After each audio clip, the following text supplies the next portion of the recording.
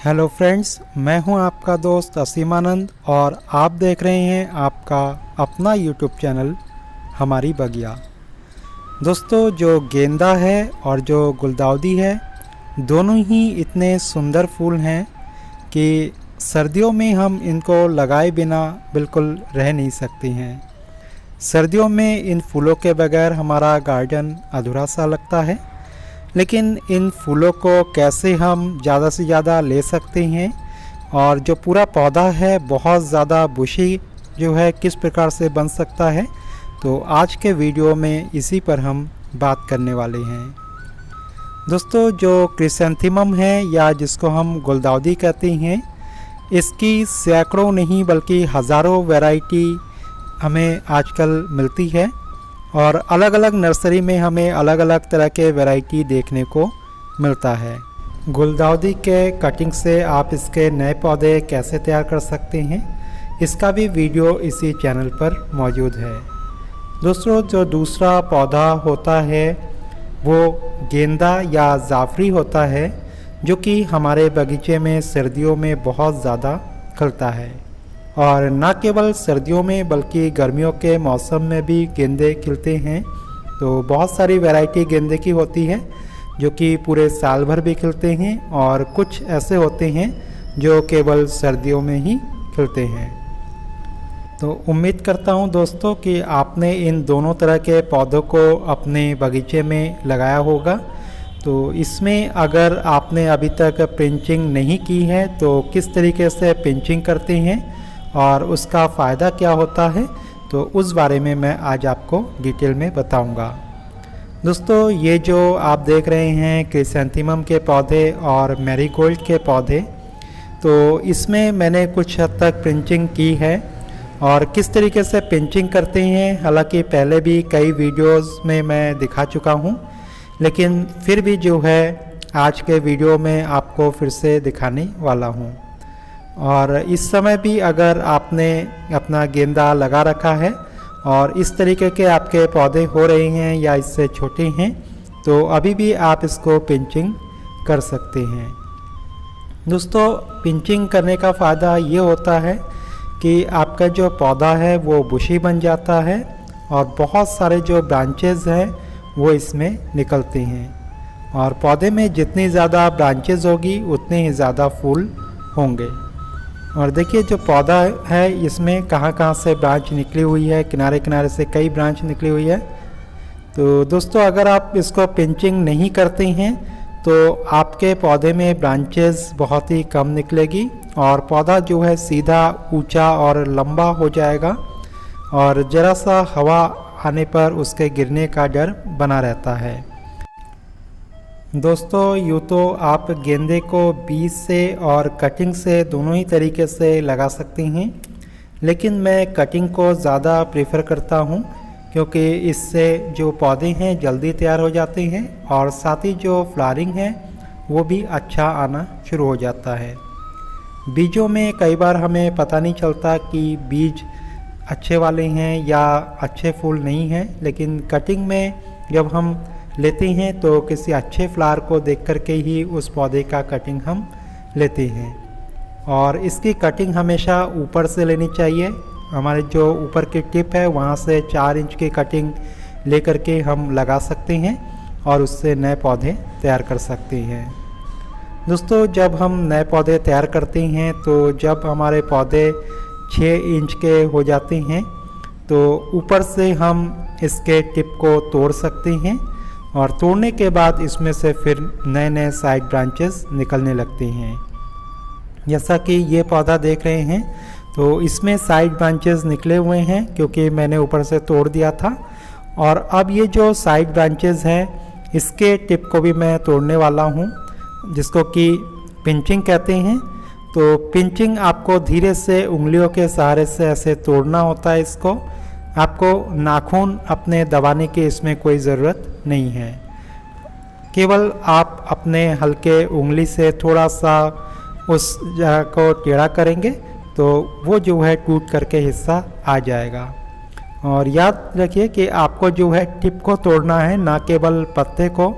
जब आप टिप को तोड़ देंगे तो किनारे किनारे से जो नीचे के पत्ते हैं तो वहाँ से साइड से और भी कई सारे साइड ब्रांचेस निकल आएंगे। और इस तरीके से आपको हर एक साइड ब्रांच में ऐसा करना है, और जितना आप करेंगे उतना ही पौधा बुशी होता जाएगा।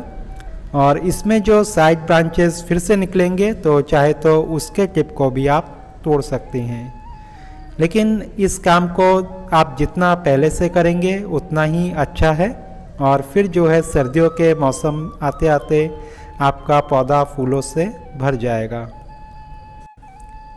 दोस्तों, जो गेंदे का पौधा होता है, पानी का विशेष ध्यान रखें। ना पानी बहुत ज़्यादा ना बहुत कम होना चाहिए, क्योंकि ज़्यादा पानी से भी कई बार जो है फंगस लगने का डर रहता है। और फंगिसाइड आप स्प्रे करेंगे तो प्लांट के लिए बहुत अच्छा है। फंगिसाइड हर 15 दिन में कोशिश करें कि एक बार इसको आप स्प्रे करें, और बीच बीच में जो नीचे उसकी मिट्टी है तो उसमें भी फंगिसाइड पाउडर को डाल दें। और अगर फंगिसाइड पाउडर ना हो तो आप हल्दी का यूज़ इसकी जगह पर कर सकते हैं। दोस्तों, किचन वेस्ट का जो लिक्विड फर्टिलाइज़र है उसको भी आप हर 10 दिन में एक बार देते रहें। और इसके अलावा जो बनाना पिल्स फर्टिलाइज़र है उसका भी आप यूज़ करते रहें। तो बनाना पिल्स का जो लिक्विड फर्टिलाइज़र है बहुत ही कारगर होता है फूल और फल को लाने में।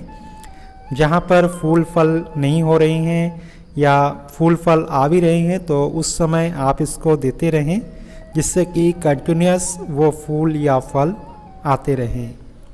इसके अलावा अगर आप मार्केट से ख़रीदना चाहते हैं तो NPK 19-19-19 को आप अपने पौधों में 15 दिन में एक बार स्प्रे कर सकते हैं। और इसी तरह से 15 दिन में एक बार आप NPK 0050 का यूज़ कर सकते हैं। NPK 0050 में केवल पोटाश होता है, और पोटाश जो है फूलों को खिलने में मदद करता है, कलियों को बनने में मदद करता है और फलों को लाने में भी मदद करता है। दोस्तों, अभी तक अगर आपने गेंदे के पौधे नहीं लगाए हैं तो अभी भी आप इसके ब्रांच से कट करके इसको लगा सकते हैं। नए पौधे इस समय भी बहुत जल्दी तैयार हो जाएंगे।